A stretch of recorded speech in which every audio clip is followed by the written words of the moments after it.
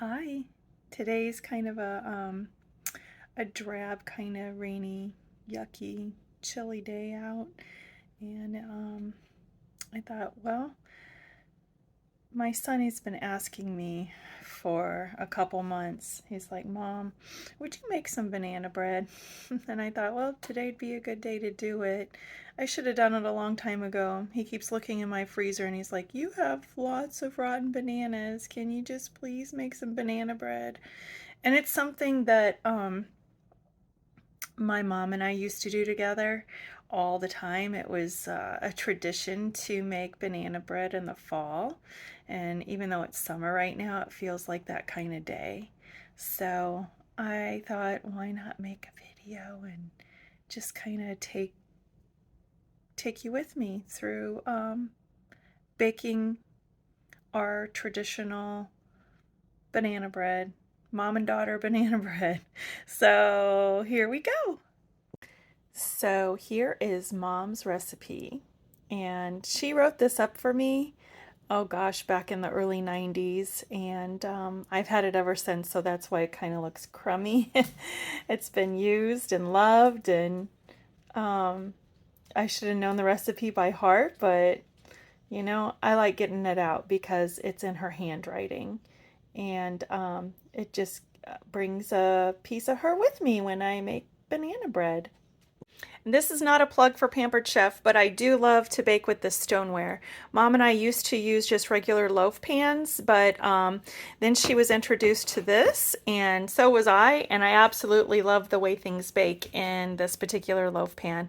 I think it's discontinued through Pampered Chef. I'm not certain because I don't know anyone anymore that sells it, but when I did, I was told that it is actually just perfectly fine to use nonstick cooking spray in the pan, and it's not going to hurt a thing. So you hear all kinds, yes, no, maybe. So I use it. So here we go. Here's the main ingredient. And we use baking soda, not to be confused with baking powder. Baking soda and the vegetable oil. Usually I use Crisco cooking. Well, it's the melted shortening, but you can use vegetable oil. It's fine. There's nothing wrong with it. Sugar, salt, flour, mama's mixing bowl, and 2 eggs. Okay, here's for the fun stuff. I'm gonna go ahead and I had 2 bananas that were sitting on my kitchen counter. Unfortunately, they just never last, so I'm gonna use those. I ate 3 out of 5, and that was about it. That's all she wrote. So these two, and I am gonna save we have gardens, so I'm gonna save the peels for compost. Oh my gosh, this was always so funny when my mom used to have this little neighbor boy that used to come over. His name was Shane. He was so cute. And he used to love to watch her cook, bake, hang out, whatever. He was about, I don't know, maybe 4 or 5 when he started coming over. And I remember we all made banana bread one year, and we were like taking the frozen bananas and doing, yeah. And he was so grossed out. But anyway, um, for me, that was like the satisfaction. Peeling these gross bananas, or just letting them fall out of their peels. Oh my god. How fun. And anyway, we're gonna use six bananas. And I know I sure do miss not having mom around. Some people think that, when you grieve, and like it's been since 2018 since mom passed, and 2016 when dad passed, and people love to tell you to get over it, whatever. Let me tell you something. For some of us, that never happens. you wake up in the morning and you relive it every day. So, wash my hands real quick. So it really doesn't help when you tell somebody to get over it. That don't work. Grief is pretty complicated. You know, letting go isn't just like a one-time thing. It's, you know, it's something you do every day, over and over again. So anyway, let's see, there's the bananas, and I'm gonna go ahead and mix them. So we will turn this off for now so we don't overwhelm you with the light. And we're back. Anyway, guess what I found in my cabinet? I'm so excited. Pecans, and they're still good through September of this year. So, hey, you know what? I don't know how much is in here, but I'm going to add them in. So in my opinion, you can never have enough pecans. So, Mama's Good Old. Anybody remember these spoons? Oh my gosh. I don't even know if they're from, they say made in the USA. But anyway, these are my favorite spoons on earth. And of course, you're never going to find these ever, ever, ever again unless you're in an antique mall or somewhere like that. So thrift store, whatever, Goodwill. That's it. Anyway, I'm going to, as they say, I don't know, fold in. I don't know why they say fold. But anyway, fold in these pecans. And it's not enough, but it'll be all right. It's better than nothing, right? So, there we go. We've got all of that in, and we're ready for the baking pan. And I love this also. Oops, I am so sorry. You know what? I better do this alone. So, I'll see you in a minute. And so we got it all poured and ready to go. Looks pretty already, doesn't it? Ready to bake. I was going to say I love the fact that this has 4. So I can share with my daughter, my son, and one for a friend and one for me and my fiance. So anyway, although it might just end up being me. I do have enough bananas. I can bake more if need be. And this will go into, all of this will go into the compost for garden. So nothing's wasted. You slide it into the oven and bake it on 350 for approximately 45 minutes. And I can't wait. Yum.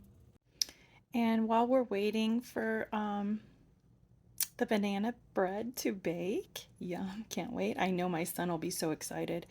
I just wanted to add something else that I read about grief. Sometimes, you know, and this really hits home, sometimes people just want to be heard.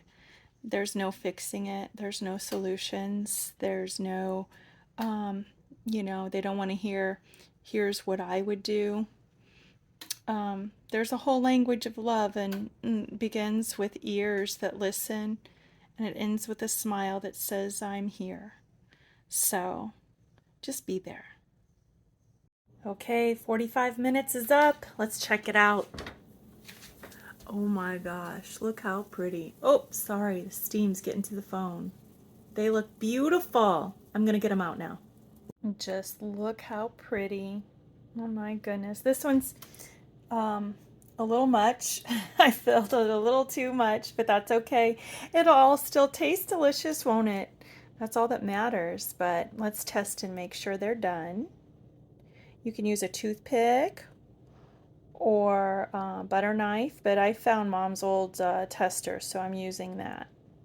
And look at that, came out nice and clean. So they are ready to go.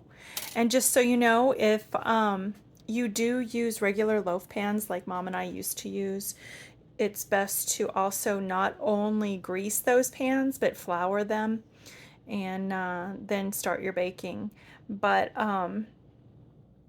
you can also, an alternative to flour is a fun alternative. you could use powdered sugar. And that gives it that little extra sweetness that Grandma likes too. Okay, so I took these beautiful loaves out of the pan and waiting for them to cool, patiently waiting. And since I have enough bananas, I think I'm just gonna go ahead and make more. So excited. My family will be happy about that, I think. And now for the very best part of all. It's the taste test. Yay! I'm gonna take the one that kind of went over the pan. Like I said, it still tastes good. It just doesn't look as pretty, but hey, that's all right. Oh, see, we'll take the ends. I like the ends anyway. They're my favorite. It's so good.